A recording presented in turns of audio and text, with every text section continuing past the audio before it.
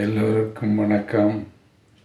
நான் சுந்தரபாண்டியன், குளியன்கரிசல், தூத்துக்குடி மாவட்டம், சென்னை அசோக் நகரிலிருந்து பேசுகிறேன்.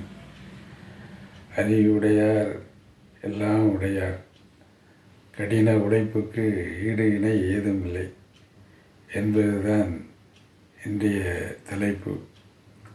அதாவது இந்த உலகத்தில் அறிவுடையார் எல்லாம் உடையார், அறிவிலார் என்ன இருந்தாலும் இல்லாததற்கு சமமாகிவிடும்.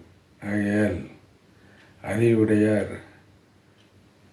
என்றால் பிறப்பது முதல் ஆயுள் காலம் வரை ஒவ்வொரு மனிதனையும் நன்றாக வைப்பதற்கு தேவை அவனுடைய அறிவுகளே. ஆகையால் தான் ஆரம்ப காலம் முதல் என்னாலும் அறிவை வைத்து கொண்டு தான் ஒவ்வொரு மனிதனும் வாழ முடியும். அறிவு இருந்தால்தான் பொருள் வரும், மற்ற செல்வங்கள் எல்லாம் வரும். ஆகையால் அந்த அறிவு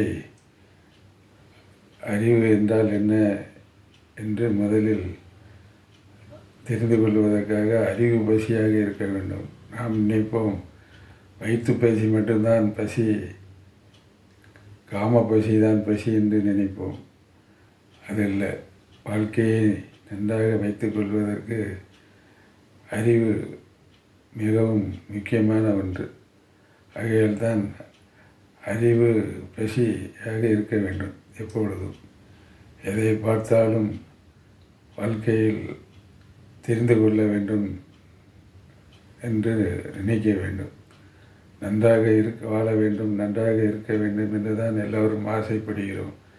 ஆனால் அவ்வாறு இருப்பதற்கு என்ன காரணம் என்று முதலில் நன்றாக தெரிந்து கொள்ள வேண்டும். அறிவு ஒவ்வொரு மனிதனையும் நன்றாக வைப்பதற்கு மூல காரணமாக அமைந்து விடுகிறது. ஆகையால் முதலில் பிறந்தது முதல் என்னாலும் அறிவு தேவைப்பட்டுக்கிட்டே இருக்கிறது. ஒவ்வொரு வயதுக்கும் ஒவ்வொரு அறிவு தேவைப்படுகிறது. ஒரு 15 வயது வரை 10 வரை படித்தாக வேண்டும்.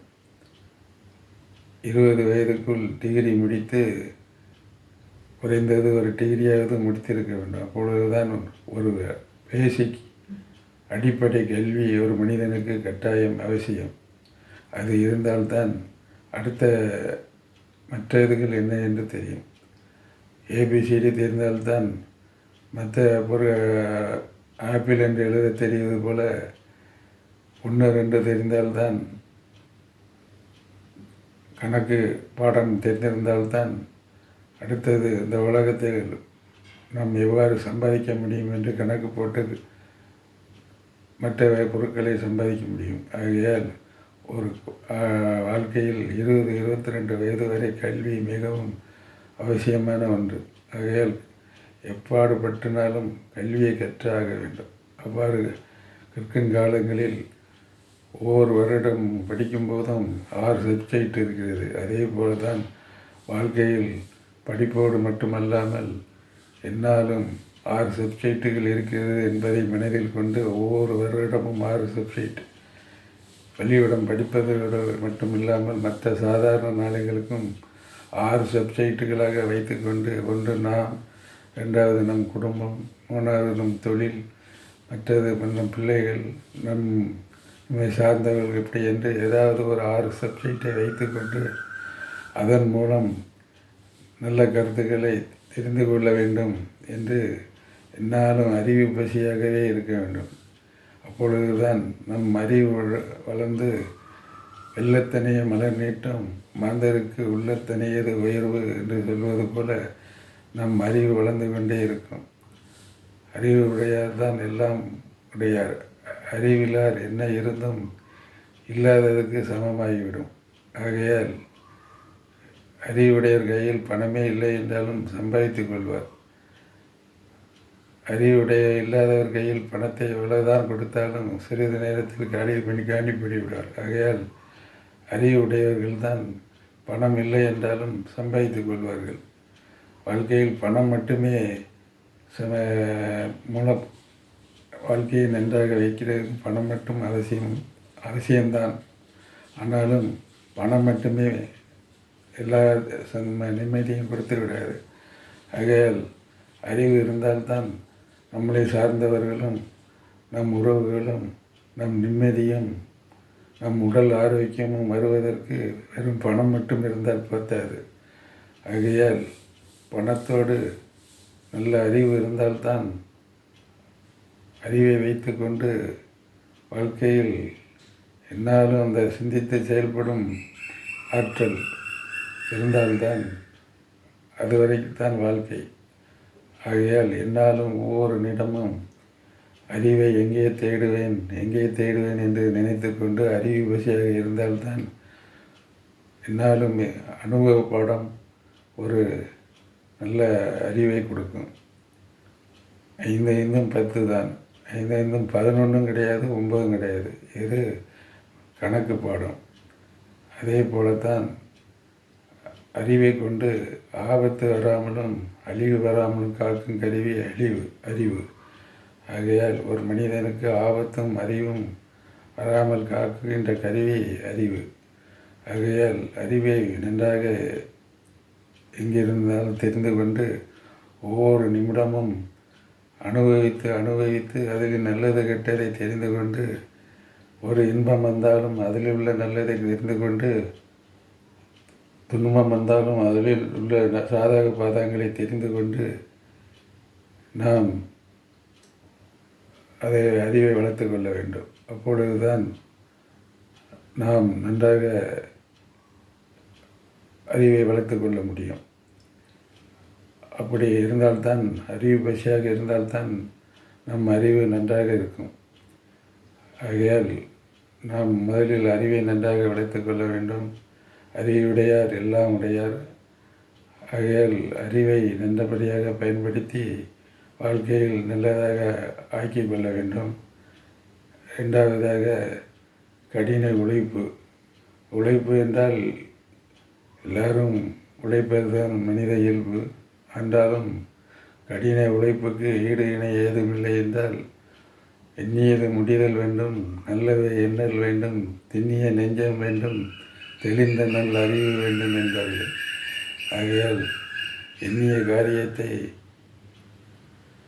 நல்லபடியாக நம் வலிமை அறிந்து காலம் அறிந்து செயல் செய்ய வேண்டும். இல்லை என்றால் எல்லாத்திலையும் தோல்விதான் வரும். ஆகையால் நமக்கு தகுந்தாற் போல நம் குடும்பத்துக்கும் நம் வலிமைக்கும் தகுந்தாற் போல தான் நாம் செயல் செய்ய வேண்டும்.